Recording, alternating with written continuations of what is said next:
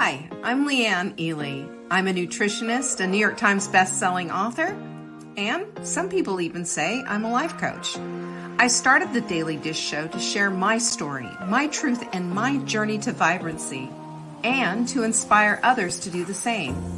Because it's all about grit, perseverance, and finding a way despite the odds. It's about embracing the whole woman, not just the parts that are easy to love, and feeding her heart, mind, body, and soul. But I found that this isn't just my story, it's your story too. It's go time. This is the Daily Dish. Hello. It is Daily Dish time. It's Tuesday, my loves. Tuesday. Oh my goodness, my glasses were all wonky doodle. How you doing today? Is everybody good? There's our Doris, there's Catherine and Alice. Oh man, it's good to be with you. I'm kind of excited about today, simply because we're kind of going through a series of stuff, talking about fear and the many faces of fear and the masks of fear and how we face fear. We got to get into it. Do you like this pen? Do you? Isn't it cute? It says Full Bloom on it. What about these pink, hot pink sticky notes? That say Full Bloom on it as well? Do you like it? Well, look, I'm telling you about that because this is what we're throwing in our boxes for Special of the Week. The Special of the Week, of course, is a buy one, get one from Carb Cutter.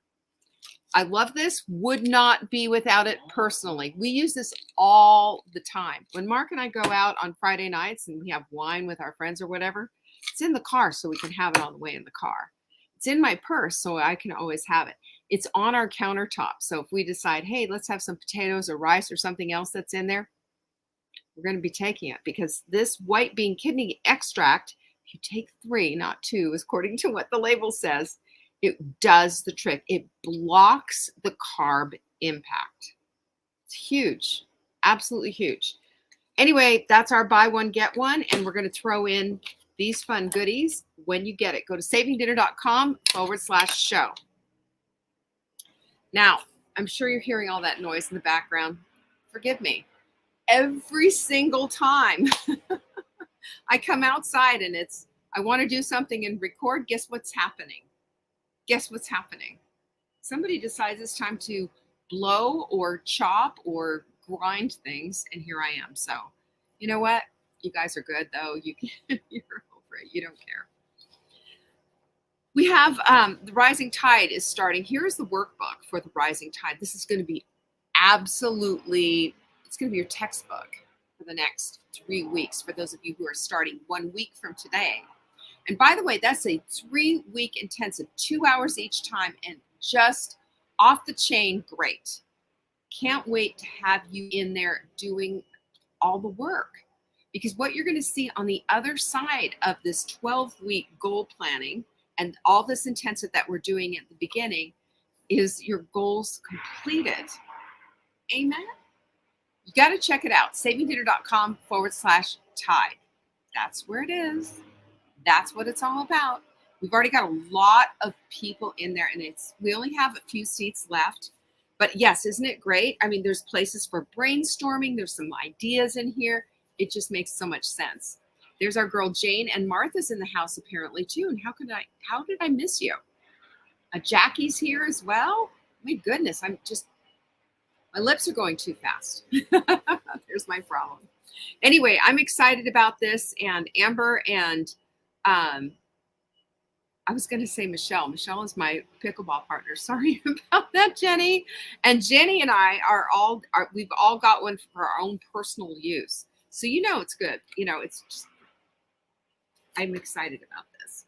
You know what's really great is when you have a vision for something and then you get somebody creative like Amber who says, oh, I see what you mean.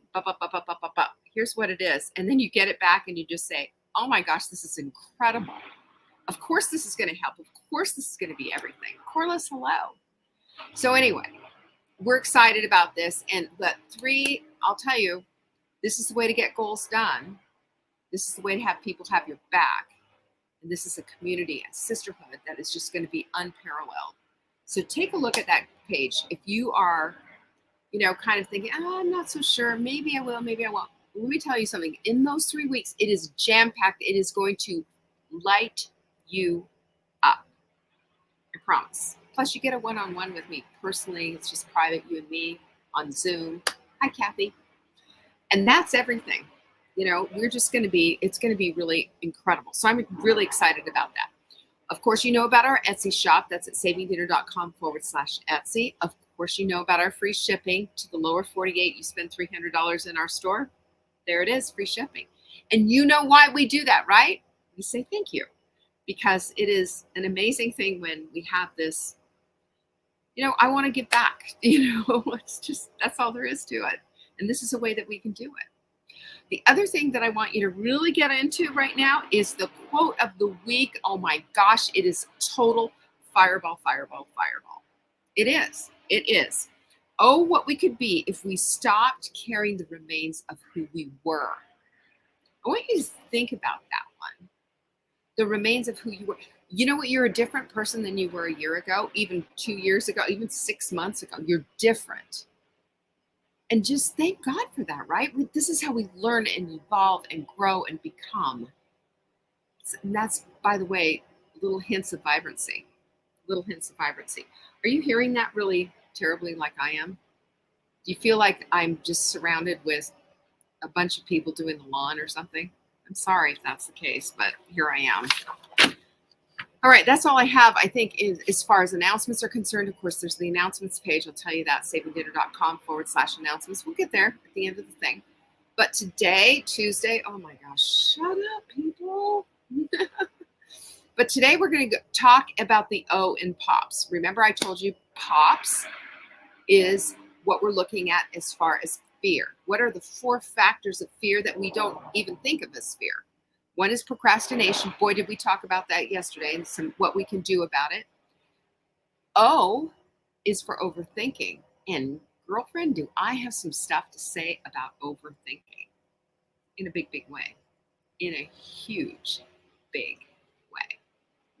Because overthinking is a problem. And guess what? We all do it to some extent or another. Some of us are worse than others, and it's a really super bad habit. It needs to be broken. It needs to be broken because it's an energy suck, and it is a negative thing for the most part. It's a hand wringer special. I mean, this is where you live in this kind of a situation. And guess what happens with overthinking? It does lead to procrastination, and procrastination leads to overthinking, and they feed on one another. It is a negativity loop of epic proportion. And when we have that, we know that overthinking is deeply rooted in fear. It's the what if sentence, right? Now, I use what if sentences in a completely different way. What if X, Y, and Z happened and became true, and it was so great, and this was the best thing in the whole world? What if? What if blah, blah, blah, blah, blah? Can you imagine? And that's my excitement. That's my thinking process. That's my way of sparking that creativity and curiosity and expanding upon what it is that I truly, deeply want. But if you are in the overthinking mode and you're what ifing, it's not pretty. It's what if the boogeyman knocks on the door and comes on in and takes out my family? What if? This leaves you depleted. It leaves you anxious. It leaves you depressed. It gives back nothing, absolutely nothing. As a matter of fact, worse than nothing. It takes away. It takes away your vibrancy. It takes away your spark, your warmth, your je ne sais quoi. It takes all of that away. And it leaves you a shell of a person. That's how bad it is. We think of all the negative outcomes, all the scenarios, all the potential of bad happening, to the point where it's paralyzing, to the point where nothing gets done, to the point where you don't have a bright and happy thought anymore because of all this overthinking. That's how bad overthinking can be. And it can be a continuous loop, and it can go and go and go, and it can cause such heartache. Not just to you, but for the people around you as well. Because nobody wants to be around a hand wringer. It makes those people anxious. It is a ripple effect, big time. So here's an example of that. Like, for example, let's think about somebody who's going for a job. Let's just say you say, you know what? This is the best. I'm so excited about this job. This is going to be the best job, blah, blah, blah, blah, blah. And then you go to bed that night and you're getting ready. You got your clothes laid out for your job interview and everything. And the what ifs start. What if they don't like me? What if I start stumbling over my answers? What if I look stupid? What if my clothes don't fit well? What if they're going to just be rejecting me the whole time, or they're judging me? What if? And when it's fear-driven overthinking like that, it's paralyzing, and it hinders your ability to prepare effectively and to present yourself effectively. Because this huge cloud, you're like Eeyore. Forget the Tigger personality. Forget the, gosh, I'm so excited about this opportunity. I thank you for sitting down with me so that we can talk about this. I really believe my skills are really well suited for this job. Instead, you're just sitting back and you're, oh, yeah, but Jennifer's right. She says, what if the imposter syndrome takes over? It's true. But I'm going to just say one thing about that. We give it too much oxygen. And I've got some solutions for you on what we're going to do this, because this is, this can be a self-fulfilling prophecy. You know that. Hi, Jennifer, by the way, and Tanya. I'm glad to see you. And what happens in these kind of scenarios, these situations, is that we almost act out in our mind's eye a scenario of horrible, epic proportion. We imagine the interviewer judging us and going through this, and it becomes self-sabotage and or a self-fulfilling prophecy.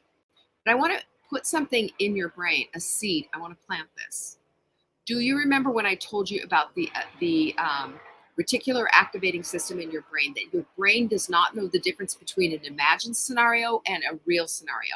And of course, the illustration was that of an actual experiment that was done, was that of a concert pianist playing the piano and not playing the piano, but playing his desktop. And how they showed that the brain waves were exactly the same thing in the brain. So therefore, the brain cannot differentiate between real and not real. So if you set this up, it's almost like you are going to attract this kind of a thing. And that's what overthinking does. Overthinking is basically pushing the ball down the field. Overthinking is making that thing have momentum and making it grow and making it worse. So I think it's one of the biggest obstacles to vibrancy that there is. And we all have a way of getting out of them. And I wanted to pull out some unusual ways. I wanted to pull out 5 ways that we can start looking at overthinking and how to overcome it. Because we all do it a little bit here and a little bit there, and it's easy to fall into that trap. But it's also easy to stop yourself when you're aware of it, number 1, and number 2, when you make a decision that that's just not for you. Well, Flynn, hello. It's so good to see you. And by the way, this is a glass of Crave water, and it is so delicious. It tastes just like lemonade, by the way. I'm enjoying it. So I've got 5 things for you. 5, 5, 5. You ready? Number 1 is to schedule your worry time. Okay? So overthinking is really another word for worry times 10. Times 10. Here's the science. Studies have shown that scheduling your worry time can reduce anxiety because it's grounded in cognitive behavioral therapy principles, which is a well-researched therapeutic method that works. It just works. Sandy, hi, pinky's up. And Jocelyn's in the house too. Gosh, it's nice to have people here. But hear me on this. When I talk about this, If you set aside a specific time every day for worrying and you shine the light on your worrying and you write it down as well in your journal, that's even better. Like all these things. If you do that and you say, I have from this time to this time, and you even set a timer and it dings or whatever, then you're going to start seeing it for the ridiculousness that it is and how much it's just really sucks the vibrancy right out of you and takes your energy and takes all the goodness that you've worked so hard on and just goes boom and destroys it. Think about that. Think about that. So schedule your worry time. Give yourself 10 minutes. If you need to worry, you just say, you know what? I'm not going to overthink. I'm not going to worry like this. I'm not going to do this right now, but I will at 4 o'clock. From 4 o'clock to 4:10, I've got my worry time scheduled. And then you'll start to see how, yes, you can turn that stuff off, number one. And number two, when you're actually having your worry time, you'll say, you know what? This is kind of ridiculous. Check it out. I'm serious. I'm serious. I come from a long line of hand wringers. So I know about this, and I started doing it myself, and it wore me out. It took the spark right out of my existence. It wore me out, and then I was able to finally put a finger on what it was that I was doing, where I got it from, thanks Mom, and do I want this in my life or not? We get to do that. You're born with a color of hair that you don't like. You can go to the hairdresser and get a different color. There are things that we can do. If we have something in our lives that we don't like, we have the ability to notice it and to fix it, including this kind of stuff. Don't just say that's just the way I am. Then that's settling for less than. That's settling. Okay? I'm only on number 1 too. Number 2 is creative expression.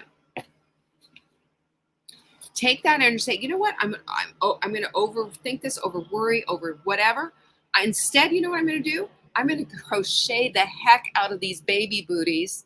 I'm going to knit myself a scarf and wrap this thing all around me or all around this whole house if I have to. Channel it into something good, into something better. Because we do not have to settle for less than. And think about how low vibe worry is. Have you ever seen our chart? We have this chart that shows the high vibe stuff is way up here. That high vibe stuff, things like empathy and compassion and joy, high vibe. And down here, it's all the low vibe, overthinking, worrying, comparing, envy, anger, low vibe, ugly stuff we slip into easily because we don't slip up, we slip down. Think about that. The stuff that we are habitually sliding down into have never held us up. If you want to level up your life, then you level up your thinking. And overthinking ain't it at all. There's another thing, a what if journal. You knew that was going to come up, didn't you? Hey, Martha.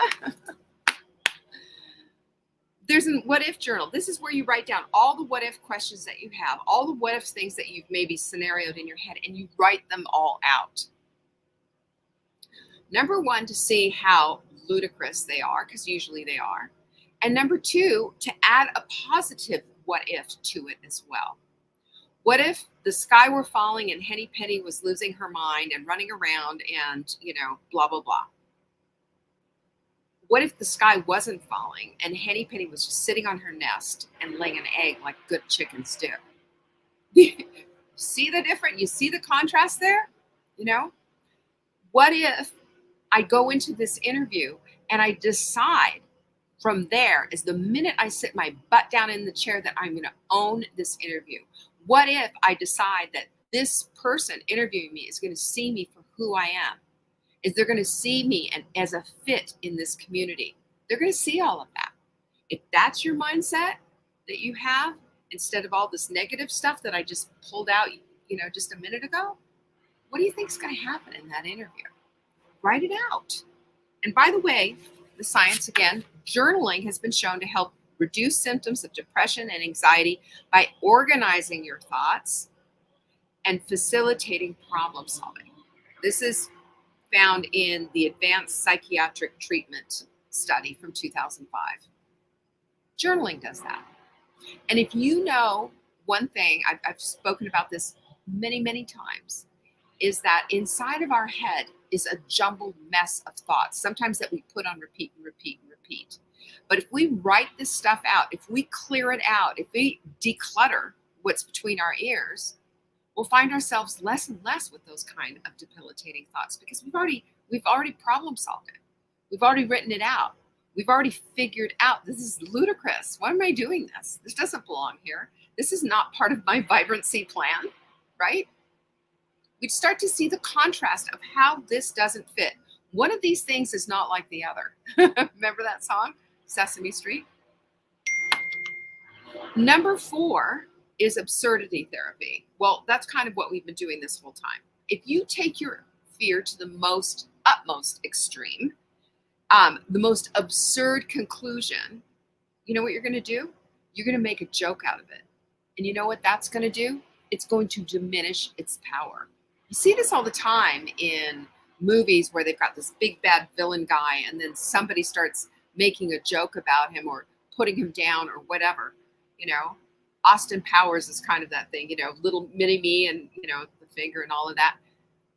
But somebody would put him down or start laughing at it and it just diminished the power. It's the same thing with, you know, all of this stuff that we're talking about. Because we don't take it out to the fullest extreme. We take it out to the fullest of fear. And that's where we dwell. And when we dwell on fear, that's what we are going to produce.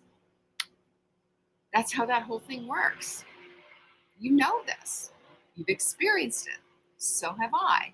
And guess what? It just does not belong on your vibrancy path at all.